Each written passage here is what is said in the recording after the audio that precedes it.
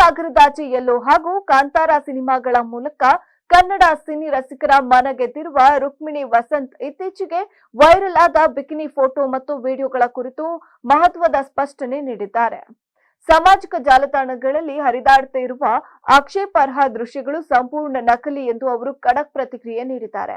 ತಮ್ಮ ಅಧಿಕೃತ ಪ್ರಕಟಣೆಯಲ್ಲಿ ರುಕ್ಮಿಣಿ ವಸಂತ್ ಇಂಟರ್ನೆಟ್ನಲ್ಲಿ ವೈರಲ್ ಆಗ್ತಾ ಇರುವ ಫೋಟೋ ಮತ್ತು ವಿಡಿಯೋಗಳು ಎಐ ಹಾಗೂ ಡೀಪ್ ಫೇಕ್ ತಂತ್ರಜ್ಞಾನವನ್ನ ಬಳಸಿ ಸೃಷ್ಟಿಸಲಾಗಿರುವ ನಕಲಿ ದೃಶ್ಯಗಳು, ನನ್ನ ಮುಖವನ್ನ ಬೇರೊಬ್ಬರ ದೇಹಕ್ಕೆ ಜೋಡಿಸಿ ದುರುದ್ದೇಶಪೂರ್ವಕವಾಗಿ ಹರಿಬಿಡಲಾಗಿದೆ ಎಂದು ತಿಳಿಸಿದ್ದಾರೆ. ಈ ರೀತಿಯ ಕೃತ್ಯಗಳು ವ್ಯಕ್ತಿಯ ಗೌರವ ಮತ್ತು ಖಾಸಗಿತನಕ್ಕೆ ಧಕ್ಕೆ ತರುವಂತಹದ್ದು ಎಂದು ಆಕ್ರೋಶವನ್ನ ಕೂಡ ವ್ಯಕ್ತಪಡಿಸಿರುವ ನಟಿ, ಕಿಡಿಗೇಡಿಗಳ ವಿರುದ್ಧ ಸೈಬರ್ ಕ್ರೈಂ ಪೊಲೀಸ್ ಠಾಣೆಗೆ ದೂರನ್ನ ನೀಡಲಾಗಿದ್ದು ಹಾಗೂ ಕಾನೂನು ಕ್ರಮ ಕೈಗೊಳ್ಳಲಾಗುವುದು ಎನ್ನುವಂತಹ ಎಚ್ಚರಿಕೆಯನ್ನ ಕೂಡ ನೀಡಿದ್ದಾರೆ. ಜೊತೆಗೆ ಅಭಿಮಾನಿಗಳು ಮತ್ತು ಸಾರ್ವಜನಿಕರು ಇಂತಹ ನಕಲಿ ವಿಡಿಯೋಗಳನ್ನ ನಂಬಬಾರದು, ಹಂಚಿಕೊಳ್ಳಬಾರದು ಎಂದು ಮನವಿ ಮಾಡಿದ್ದಾರೆ.